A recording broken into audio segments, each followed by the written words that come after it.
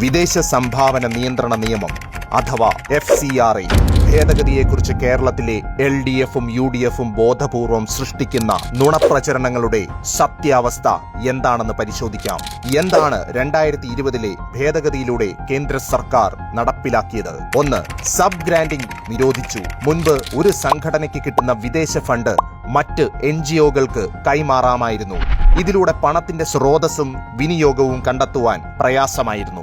എന്നാൽ ഇന്ന് പണം ആർക്ക് ലഭിച്ചോ അവർ തന്നെ അത് ചെലവഴിക്കണം. ഇടനിലക്കാരെ ഒഴിവാക്കി സുതാര്യത ഉറപ്പാക്കി.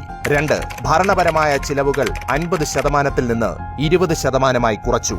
അതായത് വിദേശത്ത് നിന്ന് കിട്ടുന്ന കോടികൾ ശമ്പളത്തിനും ആഡംബര യാത്രകൾക്കുമായി ധൂർത്തടിക്കാതെ കൃത്യമായി സേവന പ്രവർത്തനങ്ങൾക്ക് ഉപയോഗിക്കണമെന്ന് മോദി സർക്കാർ ഉറപ്പിച്ചു. 3. സുതാര്യമായ നിരീക്ഷണത്തിനായി എല്ലാ വിദേശ ഫണ്ടും ഡൽഹിയിലെ SBI മെയിൻ ബ്രാഞ്ച് വഴി മാത്രമേ സ്വീകരിക്കാവൂ എന്ന് നിശ്ചയിച്ചു. ഒപ്പം പണം കൈകാര്യം ചെയ്യുന്നവരുടെ ആധാർ നിർബന്ധമാക്കി. ഇതിലൂടെ ബിനാമി ഇടപാടുകൾക്ക് തടയിട്ടു. എന്നാൽ ഈ സുതാര്യതയെ ന്യൂനപക്ഷ വേട്ടയായാണ് LDFും UDFും ചിത്രീകരിക്കുന്നത്. പ്രതിവർഷം ലഭിക്കുന്ന 16,000 അപേക്ഷകളിൽ കേവലം 3,000 മാത്രമാണ് ന്യൂനപക്ഷ സംഘടനകളുടേത്. ബാക്കി 13,000 അപേക്ഷകളും ഇതര NGOകളുടേതാണ്. അപ്പോൾ എവിടെയാണ് ഇതിൽ വിവേചനം? വിദേശ പണം രാജ്യവിരുദ്ധ പ്രവർത്തനങ്ങൾക്കും വർഗീയ സംഘർഷങ്ങൾക്കും ഉപയോഗിക്കുന്നത് തടയുക എന്നത് മോദി സർക്കാരിന്റെ ലക്ഷ്യമാണ്. അതിന്റെ ഭാഗമായാണ് FCRA നിയമ ഭേദഗതി വരുത്തിയത്.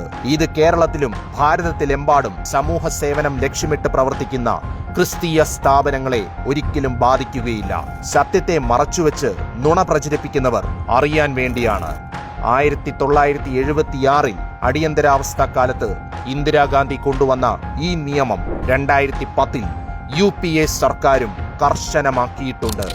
അന്ന് മിണ്ടാതിരുന്നവർ ഇന്ന് സുതാര്യതയെ ഭയക്കുന്നത് എന്തിനാണ്? അതുകൊണ്ട് നുണകളെ തള്ളിക്കളയുക, സത്യത്തെ തിരിച്ചറിയുക.